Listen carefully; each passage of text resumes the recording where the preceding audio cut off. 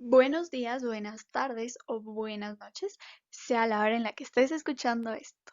El día de hoy tendremos un video acerca del hueso maxilar y el cornete nasal inferior. Esperamos que este sea de tu agrado y te ayude a aclarar todas las dudas que tengas acerca de estos huesos. Entonces, comencemos. Ok, entonces antes de adentrarnos en el maxilar y en el cornete nasal inferior, primeramente queríamos darles algunas generalidades de los huesos de la cara para así podernos ubicar un poco mejor en el tema. El macizo óseo de la cara se va a hallar en la parte inferior y anterior de la cabeza, que básicamente es esto que está de color verde. De igual manera, el macizo facial va a estar dividido en dos porciones, en el viscerocráneo, que es esta porción superior, y en la mandíbula, que sería esta porción inferior. El viscerocráneo va a estar compuesto por 13 huesos, de los cuales solo uno va a ser impar, que sería el vómer que se encuentra aquí dentro. Y la parte inferior va a estar compuesta por un hueso impar, que sería la mandíbula. Básicamente, todas las piezas que forman este esqueleto facial están soldadas entre sí y solo la mandíbula va a ser móvil. Ok, entonces ahorita sí, vamos a las generalidades del maxilar. El maxilar es un hueso par. Aquí tenemos una pieza que se articula con la pieza del otro lado. Básicamente este hueso va a formar la parte principal del esqueleto facial, que como sabemos es todo esto de aquí. El maxilar va a estar arriba de la cavidad bucal, aquí tenemos la cavidad bucal, y va a estar abajo de las cavidades orbitarias, que son estas de acá, y también se va a ubicar a los lados de las cavidades nasales, que son estas de aquí. Básicamente, este hueso va a participar en la formación de las paredes de todas estas cavidades que acabo de mencionar ahorita. De igual manera, el hueso maxilar se va a articular con el frontal, con los lagrimales, con los nasales. También se va a articular con el vómer, que es este de aquí en la mitad. También con los cornetes nasales inferiores, que son estas como láminas arrolladas de aquí. De igual manera, se va a articular con el hueso palatino, que en esta vista no se puede ver, y con el etmoides, que tampoco lo podemos ver. A sus lados se va a articular con los huesos cigomáticos, que serían estos de acá. Y como ya mencioné, una pieza se articula con la pieza vecina del otro lado, al ser huesos pares. De igual manera, el maxilar va a formar una parte del paladar óseo, el cual se ubica en la parte superior de la cavidad bucal. Y de igual manera, las raíces de los dientes superiores se van a ubicar en este hueso, es decir, los alvéolos se van a ubicar en la parte inferior del maxilar. Cabe mencionar que este hueso es hueco, ya que va a contener el seno maxilar. Y ahora sí, sabiendo las generalidades sobre este hueso, podemos aprender más acerca de sus dos caras, sus cuatro bordes y sus cuatro ángulos. Bueno, en primer lugar vamos a tener la vista lateral o la vista externa del maxilar. En la parte inferior de esta cara podemos ver que las implantaciones de los dientes forman salientes llamadas eminencias alveolares, que son estas de acá. La que más destaca es la del canino, la cual va a recibir el nombre de eminencia canina. Por encima de la eminencia canina vamos a encontrar una depresión llamada fosa canina. De igual manera, en la mitad de esta cara vamos a encontrar el proceso cigomático y superior a este proceso cigomático vamos a encontrar el proceso frontal. Y bueno, básicamente estas son todas las estructuras más importantes de esta cara. Bueno, ahora vamos a concentrarnos un poco más en el proceso cigomático, que es la estructura que se encuentra aquí. Básicamente, este proceso cigomático, o también conocido como apófisis cigomática, va a tener tres caras. Primeramente tiene la cara superior orbitaria, que es esta de acá. De ahí va a tener una cara anterior, que es esta de acá. Y finalmente va a tener una cara posterior, que es esta que se encuentra aquí atrás. Bueno, Ahora vamos a revisar cada cara del proceso cigomático. En primer lugar, tenemos la cara orbitaria o superior de este proceso. Esta cara forma parte de la pared inferior de la cavidad orbitaria. Como pueden ver, aquí tenemos la cavidad orbitaria y esta parte superior del proceso cigomático va a formar una parte del piso de esta. De igual manera, esta parte del proceso cigomático se separa del ala mayor del esfenoides mediante la fisura orbitaria inferior que se encuentra aquí. De igual manera, vamos a poder encontrar el surco infraorbitario en esta cara del proceso cigomático. Este surco infraorbitario va a terminar en el conducto infraorbitario y por aquí va a pasar un nervio del mismo nombre del surco y del conducto. Bueno, ahora vamos a revisar la cara anterior del proceso cigomático. En esta cara se va a presentar el foramen infraorbitario, que es este de aquí. Este foramen infraorbitario es la terminación del conducto infraorbitario y por donde emerge el nervio infraorbitario.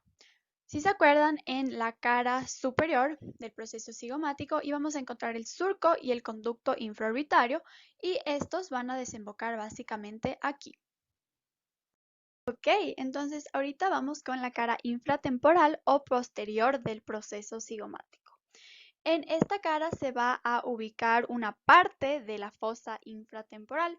Básicamente en la parte anterior de la fosa y posterior del hueso vamos a encontrar la tuberosidad del maxilar, que es básicamente este borde de acá. De igual manera, en esta cara se van a presentar los forámenes alveolares, que son estos de aquí, y por estos van a pasar los nervios y arterias alveolares que se dirigen hacia las muelas. Entonces, ya para concluir con el proceso cigomático, vamos a revisar sus bordes.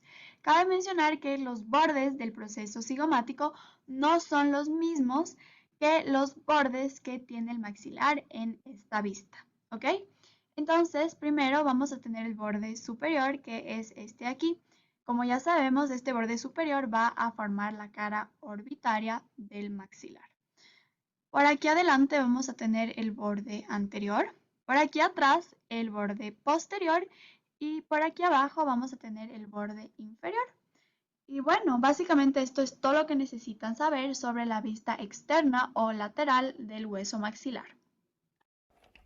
Ok, ahora vamos a revisar la vista medial del maxilar. Como en esta imagen podemos observar, la vista medial del maxilar está aquí, donde en la vista medial del maxilar podemos observar la vista interna del cráneo con una mayor profundidad.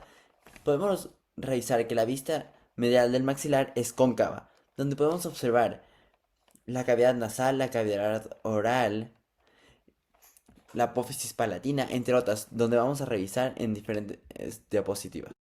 Bueno, ahora viendo la vista medial del maxilar, podemos destacar sus tres cuartos superiores y su un cuarto inferior, donde sus tres cuartos superiores se conoce como suprapalatina y la parte inferior como infrapalatina, en la cual podemos ver que se divide por la apófisis palatina, ya que en los pisos nasales que podemos observar aquí, divide para arriba, son los tres cuartos superiores, y de aquí para abajo va a ser la infrapalatina, donde podemos destacar la bóveda palatina o cavidad oral.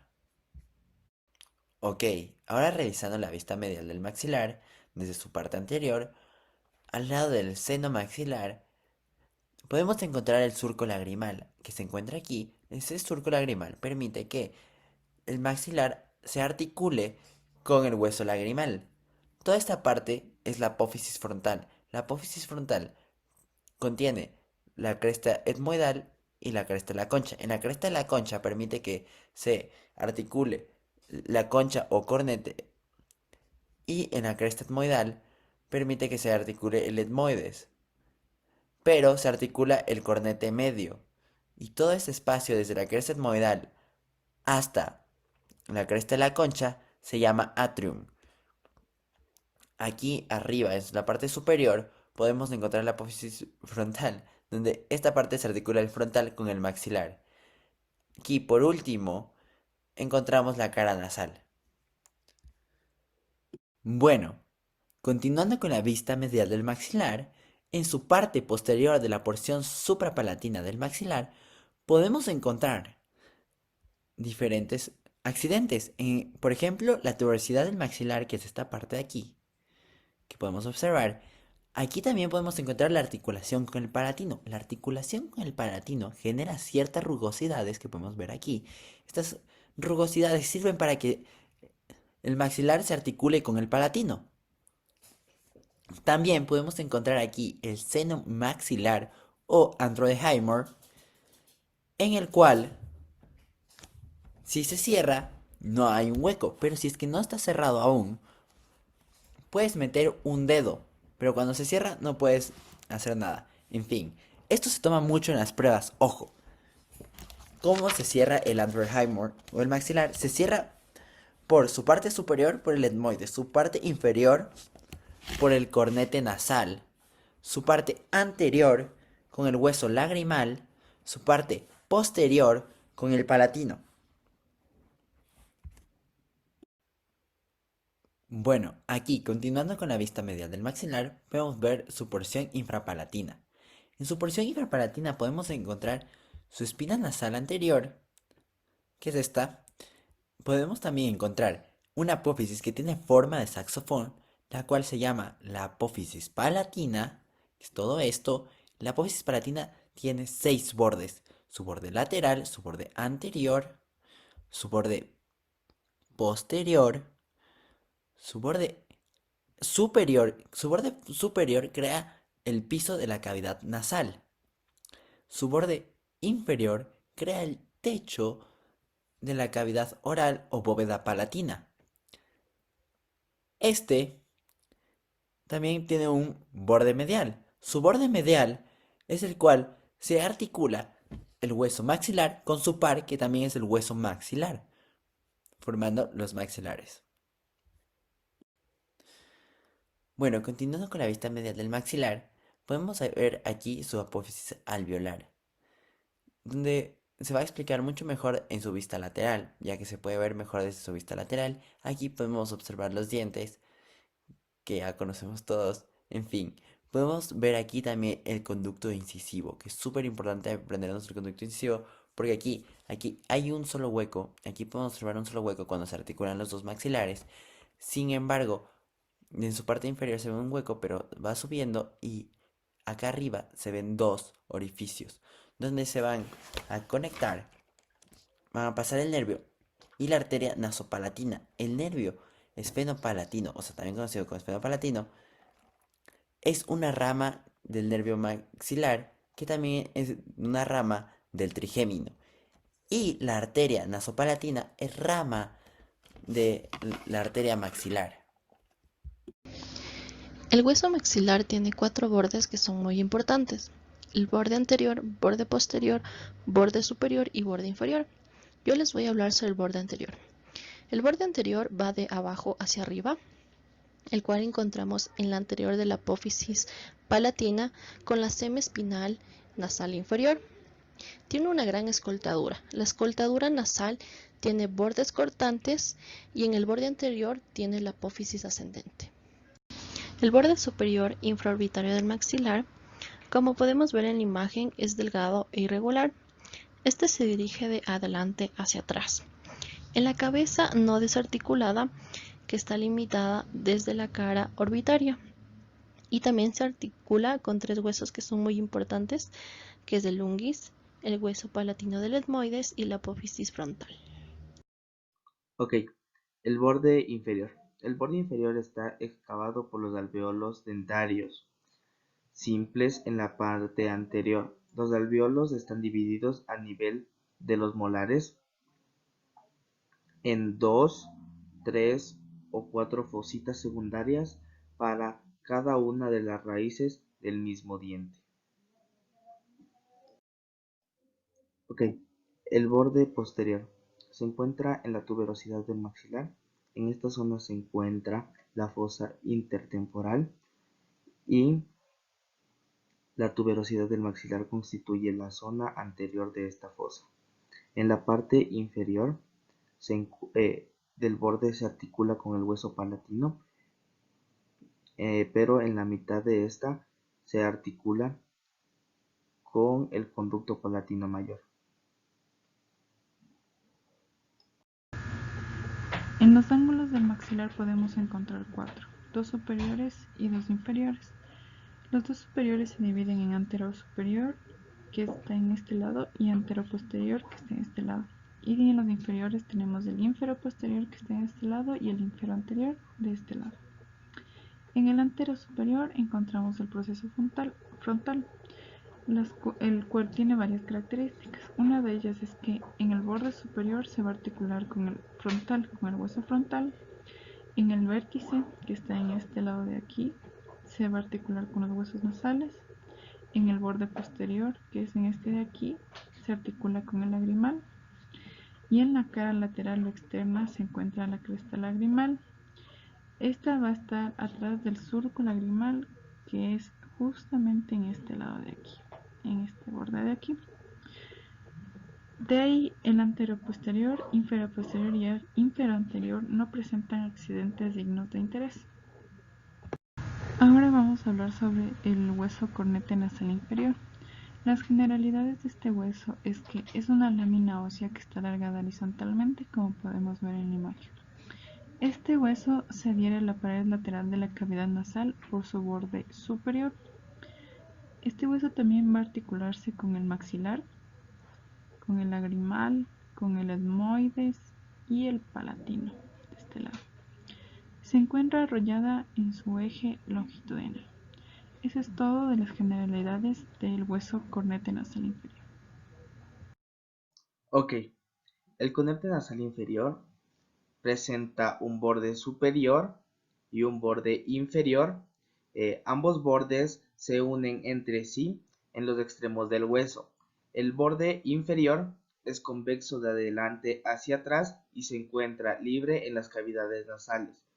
El borde superior es convexo, se encuentra de adelante hacia atrás y se articula en la cresta turbinal inferior del maxilar de adelante y la cresta turbinal inferior del palatino hacia atrás. La cara medial del cornete nasal tiene una forma convexa, el cual hacia arriba tenemos el tabique nasal, en la parte superior es lisa y en la parte inferior es rugosa, ya que alberga los vasos sanguíneos. El borde lateral del cornete nasal tiene una forma cóncava, el cual tiene la pared medial del meato inferior. El meato inferior se encuentra entre el cornete y la pared de la cavidad nasal. Bueno, continuando con el cornete o concha nasal, vamos con los extremos. Su extremo anterior, que se encuentra en este lugar, su extremo anterior está en contacto con el maxilar y su extremo posterior está en contacto con el palatino. Ambos extremos se articulan con la concha turbinales de ambos huesos. Bueno, aquí se termina nuestra exposición. Esperamos que esta exposición fuera de su agrado y si tienen alguna pregunta, es hora de hacerla. Hasta la próxima.